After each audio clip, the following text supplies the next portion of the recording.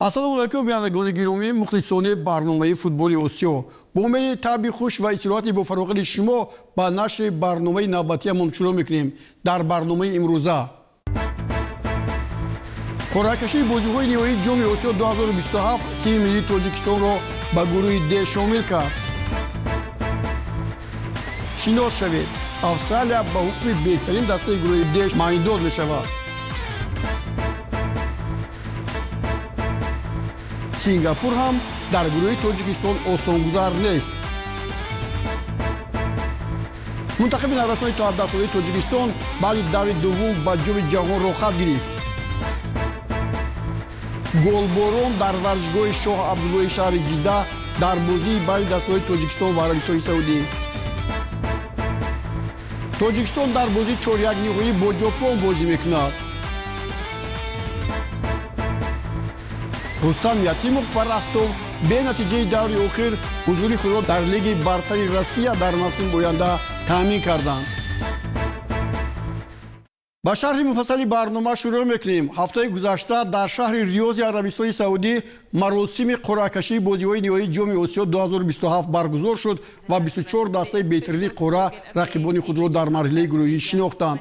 Дастаи мунтахаби Тоҷикистон, ки бори дуввум пайҳам ба бозиҳои ниҳоии мусобиқаро хат гирифт, ба гурӯҳи Д шомил шуд.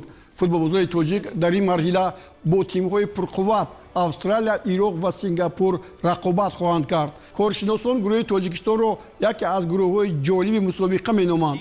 Австралия қаҳрамони собиқи Осиё ва яке аз мунтахабҳои пурқудрати қора ба шумор меравад. Дастаи Ироқ низ таърихи бой дошта соли 2007 унвони чемпионии Осиёро ба даст оварда буд. Сингапур бошад рақиби нисбатан дастрас арзёбӣ мешавад, аммо дар футбол дигар рақиби осон вуҷуд надорад. Барои мунтахаби Тоҷикистон ин қуръакашӣ имкони нави таърихиро дар пай дорад. Тоҷикистониён дар ҷоми Осиё 2023 бори аввал дар таърих ба даври 4-1 ниҳоиро хат гирифтанд ва дили мухлисони футболро тасхир карданд. Акнун ҳаводорон умед доранд, ки даста дар мусобиқаи соли 2027 низ натиҷаи арзанда нишон медиҳад. Ба ҳамин тартиб тибқи низомномаи мусобиқа аз ҳар гурӯҳ ду дастаи беҳтарин ба даври 8-1 ниҳоӣ мебароянд. Инчунин 4 тими беҳтарини ҷои сеюм низ муборизаро барои ҷоми Осиё идома медиҳанд. баъд аз қуръакашӣ чунин натиҷаҳо ба даст омаданд. Гурӯҳи А Арабистони Саудӣ, Қирғизистон, Чин, Сурия. Гурӯҳи Б Қатар, Ӯзбекистон, Таиланд, Кувайт. Гурӯҳи С Эрон, Имороти Муттаҳидаи Араб, Фаластин, Кореяи Шимолӣ. Гурӯҳи Д тавре гуфтем Австралия, Ироқ, Тоҷикистон, Сингапур.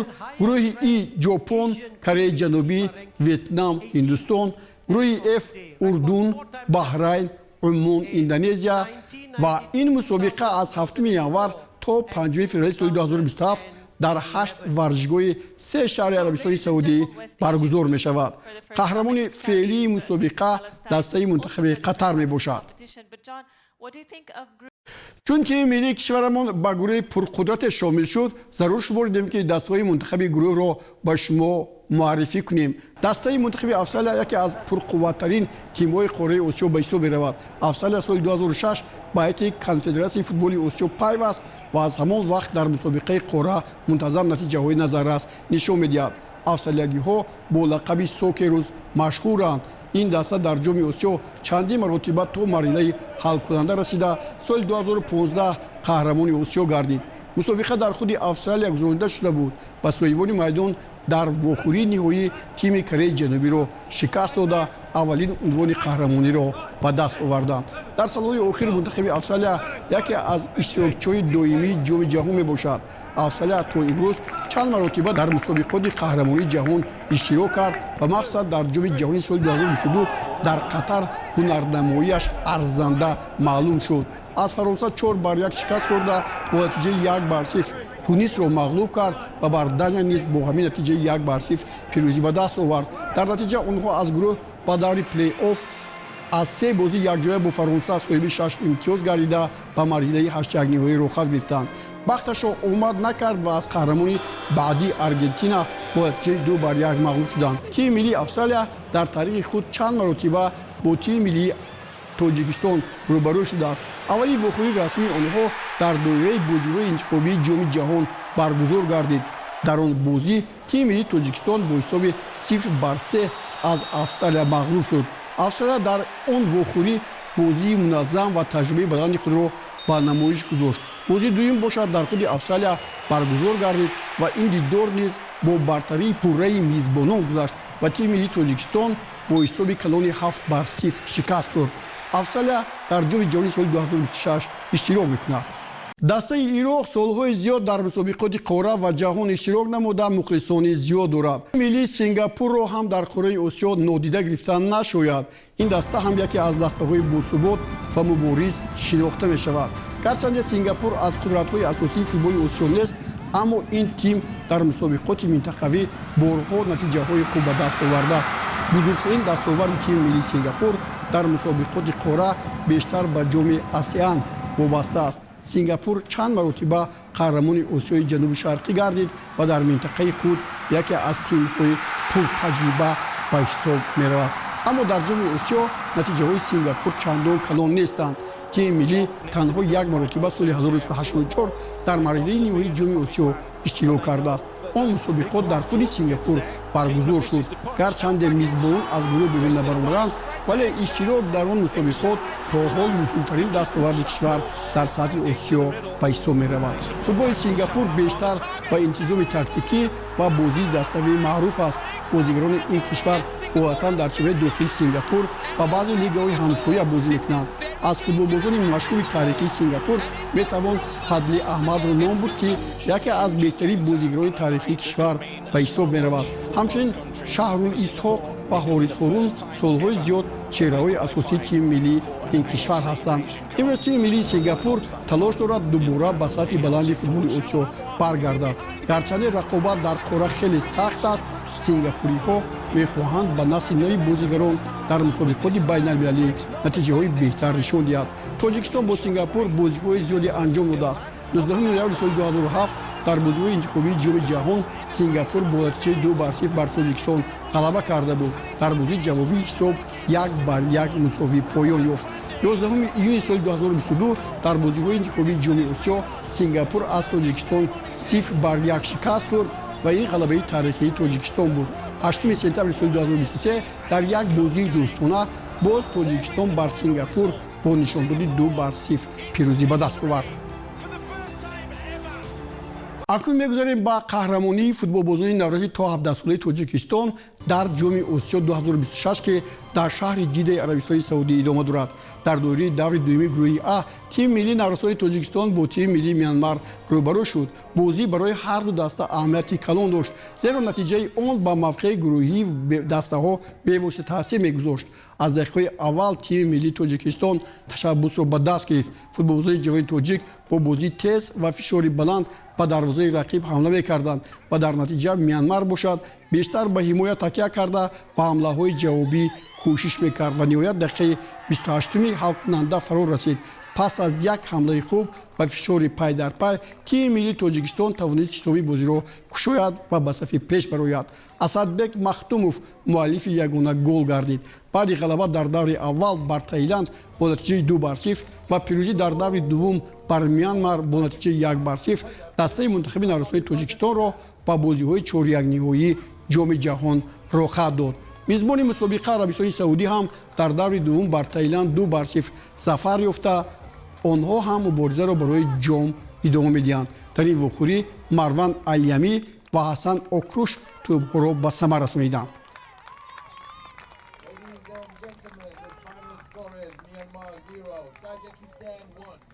масъалаи аз ҳама асосӣ дар ин гурӯҳ аз натиҷаи бозии байни ҳамдигарии Пейсафон, Тоҷикистон ва Арабистони Саудӣ дар гурӯҳи А ҳаллу фасл мешуд ва муайян мекард, ки кадом даста аз ҷои аввал ва кадоме аз зинаи дуюм ба бозиҳои минбаъда мераванд. мухлисони сершумори ҳар ду даста аз ҳунарнамоии футболбозон лаззат бурданд. тамошо мекунем. ба ҷоми ҷаҳон роҳат гирифтани дастаи мунтахаби наврасони 17 солаи тоҷикистон рӯҳи илҳоми тозае ба мухлисони тоҷикистон бахшид ва онҳо умед доштанд ки дар бозӣ бо дастаи арабистони саудӣ ҳам онҳо бозии хуб нишон медиҳанд. хуб дақиқаи 13-ум яҳьё саид ин ҷо ҳисобро боз кард ва боз як ҳуҷуми арабистони саудӣ дар дақиқаи 18-ум бо зарбаи Али Ашшамронӣ ва ҳисоб 2-0 ва чунин вонамуд шуд ки дастаи мунтахаби тоҷикистон ҳам ба ҳуҷум мегузарад ва инҷо Мунаввар Анварзод як тӯбро ба самар расонид. Ин дақиқаи 27-ум буд, вале футболбозони дастаи мунтахаби соҳибони майдон яъне мизбонон ки инҷо зарбаи пеналти мезананд ва боз як бори дигар Али Ашшамронӣ аст голи дуюми худро ҳам ба самар расонид. ҳисоб аллакай 3-1 шуд ва дили мо ҳам гӯем аз ин реш шуд, чунки футболбозони мо хеле оддӣ ин голҳое ки сар доданд оддӣ буданд. 3-1 албатта шодии нишоти футболбозони дастаи арабистони саудиро ҳадду канор набуд ва онҳо тавонистанд боз як голи дигар зананд. дақиқаи 39-ум Зайд Албури ин навбат ҳисобро 4-1 кард. хуб акнун гумон буд ки тамом ин бозӣ акнун футболбозони мо ба шикасти калон рӯбарӯ мешаванд, аммо ин тавр нашуд. бозигарони дастаи мунтахаби тоҷикистон дар ҳамин ҳоле ки мо мебинем бозиро тамоман тағйир доданд. Кайёсов сармураббии дастаи мунтахаби мо ҳам дар ҳайати дастаи тоҷикистон тағйироти хеле хубе ворид кард ва дар натиҷа мо дар дақиқаи 44-ум бо голи Асадбек Махтумов ҳисобро тағйир додем 4-2 ва аз ҳамин ҷо ҳама чиз шурӯъ шуд. дастаҳо ба танаффус рафтанд ва баъди баргаштани дастаҳо ба майдон бозии дастаи мунтахаби тоҷикистон тамоман тағйир ёфт ва ҳоло як имконияти хуб барои футболбозони мо ва ин ҷо дар назди дарвоза бисёр хуб Мунаввар Анварзод бозӣ мекунад ва тӯбро ба самар мерасонад. аллакай дар ҳоле ки ҳисоб 4-3 шуд, футболбозони дастаи арабистони саудӣ бисёр хаста шуда буданд ва имконият надоштанд, аммо онҳо ҳам як зарбаи ҷаримавӣ заданд ва ин зарбаи ҷаримавиашон бо манфиат иҷро гардид ва Зайд Албури ҳисобро боз афзуд 5-3. гӯё ки вақт барои мо камин намекард барои боз ҳам хубтар бозӣ кардану ҳисобро баробар кардан ва аз ин буҳрон мо халос шуда тавонистем. вақте ки ҳисоб 5-3 аст ва ин ҷо як зарбаи олӣ аз ҷониби Парвиз Сангинов ҳисоб 5-4 ва ҳоло бибинед дақиқаи 82-ум идома дорад. футболбозони арабистони саудӣ мотамзада ҳастанд, чунки аз як ҳисоби 4-1 аллакай ҳисоб 5-4 шуд ва ин аз охирин фурсатҳое буд ки дастаи мунтахаби тоҷикистон метавонист истифода барад. дар радифи ин бозиҳо боз як бозигари мо аз майдон ронда шуд, Ҳасанбеков баъди корти зарди дуюм, вале ба ин нигоҳ накарда бозигарони дастаи мунтахаби тоҷикистон ҳамин гуна як зарбаи олиро мезанад аз ҷониби Муҳаммадҷон Мираҳмадов, бозигаре ки аз курсии эҳтиётӣ ба майдон омад ва ин ҷо корномаи олие нишон дод 5-5 ва ин дар таърихи бозиҳои ҷоми Осиё набуд ки ду даста бо ҳисоби 5-5 натиҷаро мусовӣ карда бошанд. арабҳо бисёр ҳам хаста буданд аз ин ҳолат, бисёр ҳам рӯ афтода, аммо дастаи мунтахаби тоҷикистон бо сари баланд ин бозиро ҳамин гуна ҷамъбаст кард ва дар мавқеи дуюм ҳам ҷойгир шуд. мо натавонистем ба ҷои аввал бароем, чунки ҷопон моро интизор буд дастаи мунтахаби Чин бошад дастаи мунтахаби Арабистони Саудиро.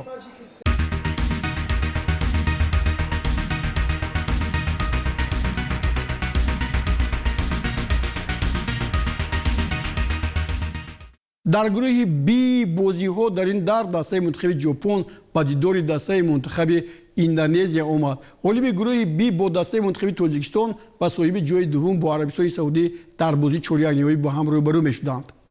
дастаи мунтахаби Ҷопон дар гурӯҳи Б дар ҳақиқат яке аз қудратмандтарин дастаҳое буд ки Қатарро бо ҳисоби 3-1 шикаст дод.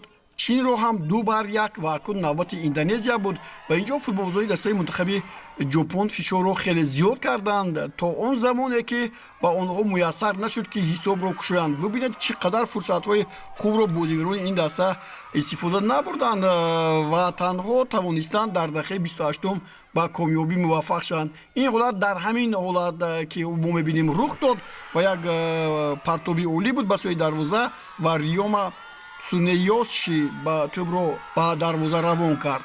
футболбозони дастаи мунтахаби ҷопон дар дақиқаи 59 дар қисми дуюм Такеши Вада голи дуюмро ба самар расонид, вале дар дақиқаи 70 Перес Тже аз дастаи Чин як тӯбро баргардонид, яъне ҷавоб гуфт ба як тӯб, вале футболбозони дастаи ҷопон як дақиқа нагузашта бо голи Арата Акамото ҳисобро 3-1 карданд ва дар маҷмӯъ ҷои аввалро ишғол намуданд.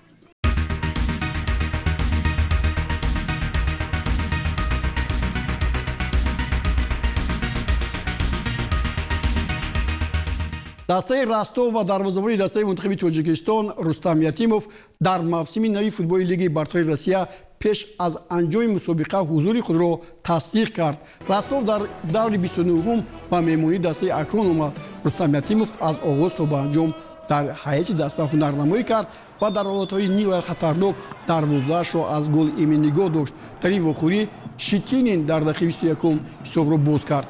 дар дақиқаи 29 фишори хати ҳуҷуми Ростов маҷбур кард ки бори дигар ба комёбӣ ноил шавад.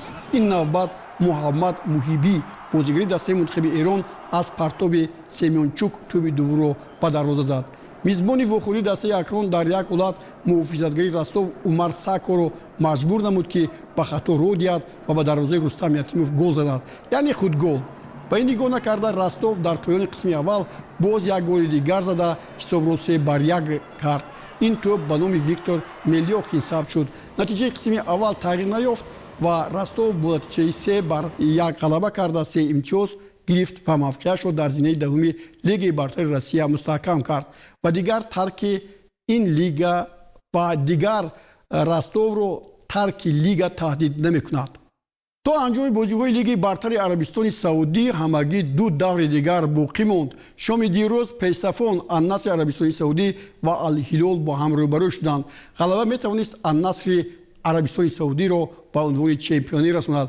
аз ин рӯ Криштиану Роналдо ва ҳамдастаҳояш аз пайи ин мақсад ворди рақобат шуданд. бинандагони гиромӣ, дар ҳамин ҷо барномаи навбатии футболи Осиёро ба анҷом мерасонем. хайр то боздид, то ҳафтаи нав. шоду пирӯз бошед.